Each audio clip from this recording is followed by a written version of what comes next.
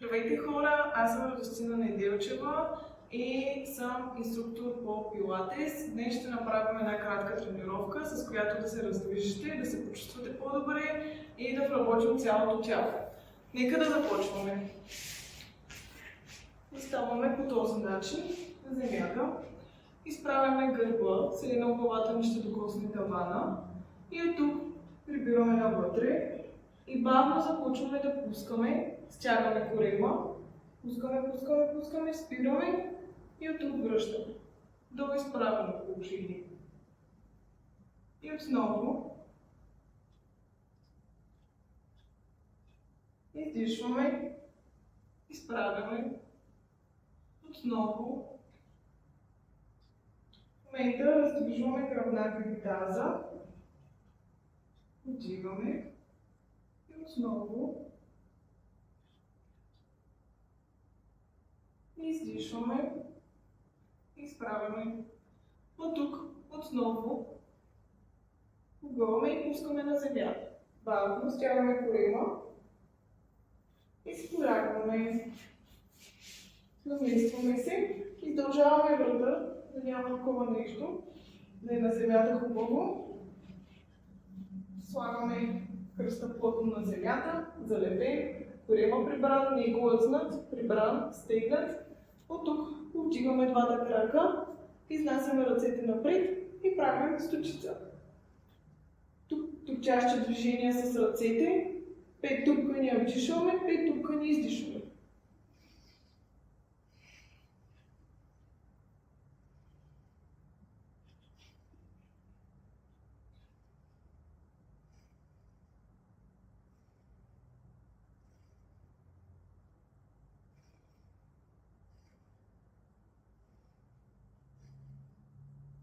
И отпускаме, прибираме краката към нас и от тук разгъваме, издишваме, корема плътно залепен, пускате докъдето ви позволява. На някой може тук да е комфортно, на други може и тук да е комфортно.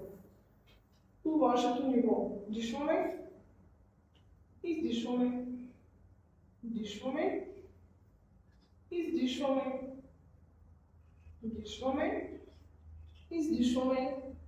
Държим корема стегнат. Стягаме горната част на корема, за да не се измаря врата. Дишваме, издишваме, дишваме, издишваме. От тук полягваме на земята. Издължаваме врата. Повдигаме краката заедно, кръста плътно залепен и от тук започваме да правим малки кръгчета във въздуха. Красиви и прецизни. Започва кръга, вдишваме, завършва кръга и издишваме. Движим от долната част на корема, без да се потушкаме, стягаме хубаво. Бавно, красиво.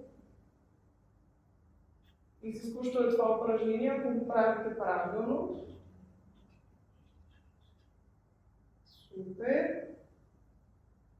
И сменяме посоката.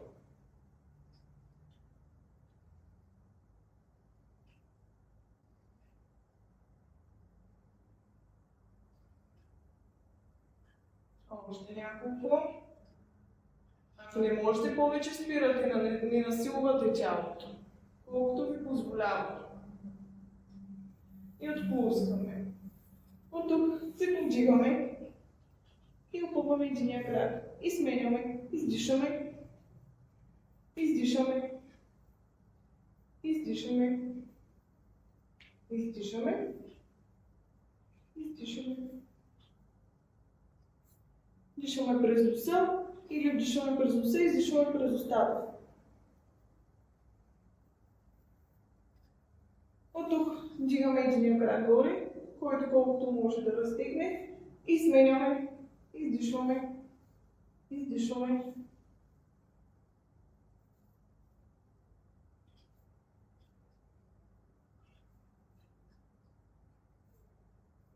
Още малко работим корема.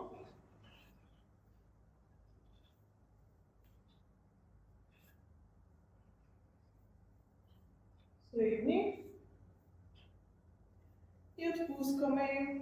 От тук ще направим малко предизвикателство. слагаме краката на масичка под прав ъгъл. Ако ви е много трудно и ви се отлепя кръста, и приберете го навътре. И от тук пускаме и докосваме с пръстче. Правим няколко. Усещаме корема как работи стабилно на по-дълбоко ниво все едно. Издишаме. Издишаме. Държим първо залепен. Издишаме. На този етап вече корема се е изморил. Издишаме. Издишаме. И последно. И отпускаме. Завлякаме малко. Пускаме краката. Разтягаме цялото тяло. Имаме и другия път за краката и за ръцете. Хубаво разтягаме. И от тук бавно започваме да се изправяме. Стягаме корема и се едно някой ни дърпа за ръцете и ни помага. Стягаме хубаво и изправяме гърба. Пак отново се едно главата ни ще докосне тавана. Изправен гърба. От тук слагаме ръцете в страни и усукваме. Правим 1, 2, 3 и на друга страна. 1, 2, 3. 1, 2, 3. 1, 2, 3. 1, 2, 3. Издишваме. 1, 2, 3. Издишваме. Корема е стегнат, стабилизира. От тук дишваме и залъгваме в буквата С. Не е така напред да разтягаме, ами ето така по този начин да разтягаме гърба отзад. И отново дишваме. И обратно. И отново дишваме.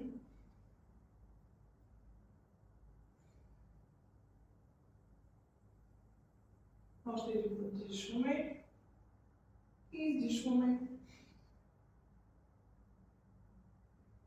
И отпускаме, прибираме краката към нас и се обръщаме на обратно. Трябва да отворим. По този начин изнасяме ръцете напред. И от тук повдигаме срещу положен крак и ръка, като стягаме хубаво бупето, за да не влиза в кръста. Правим това. Повдигаме. Стягаме бупето. Отпускаме. Работим отзаде гръдните мускули.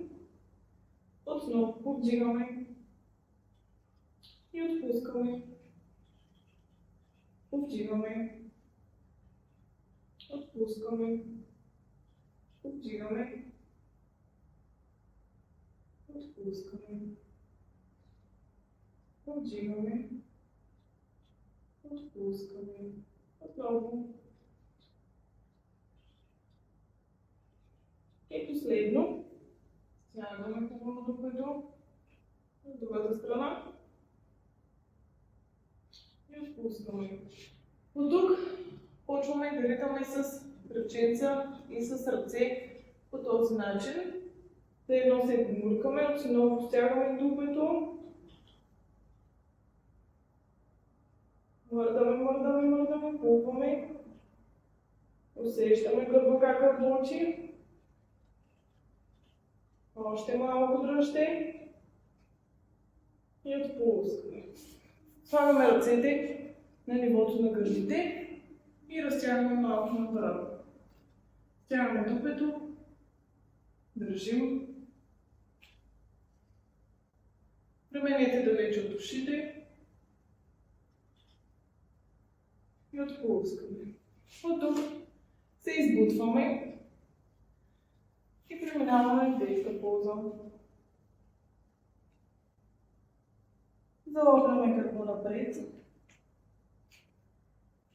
и отново пускаме. И отново избутваме и преминаваме в детска поза. Залагаме гърба напред. Бавно, хубаво. Пускаме долу. Още един път. Разтягаме.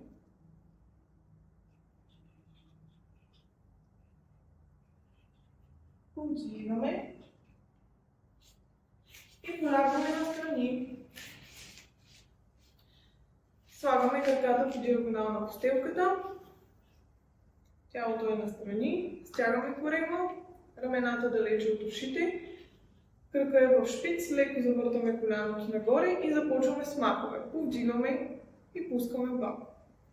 Повдигаме и пускаме. Повдигаме.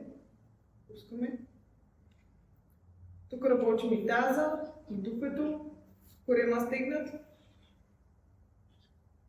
Вдигаме. Дишаме равномерно. От тук свиваме в коляното, другото соче нагоре. И отново вдигаме и пускаме. Свиваме. Пускаме. Ако на някой е трудно да стои така, може и да се легне долу и горе и пускаме.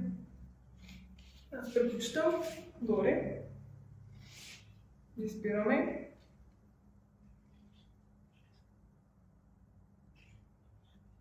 Горе.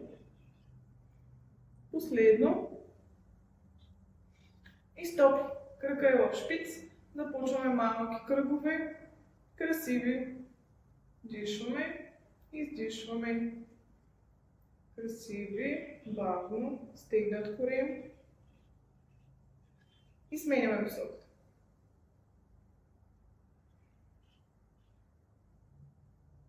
Супер.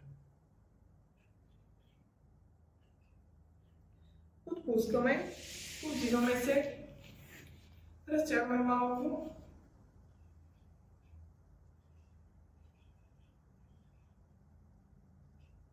И на другата страна.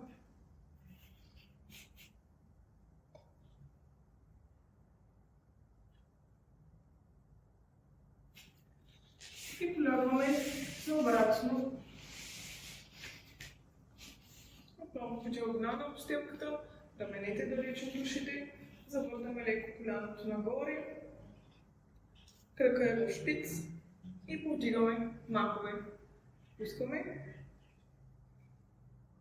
Пускаме.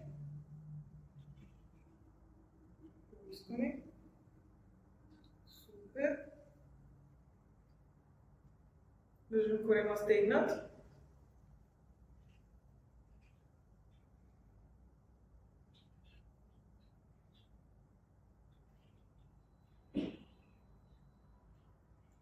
И от тук свиваме горе, пускаме. Свиваме, коляното сочи леко нагоре, пускаме. Свиваме, горе, пускаме. Свиваме, горе, пускаме. Свиваме, горе, пускаме. Свиваме, горе, пускаме. Свиваме, горе. Следно, пускаме кръка в шпиц, правим малки кръгове. Красиви малки кръгове, вдишваме и издишваме. Браво. Супер. И на другата страна.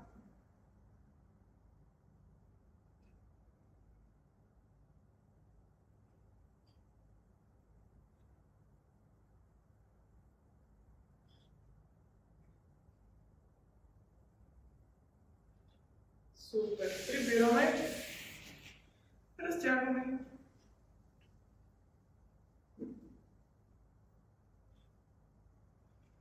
И на другата страна.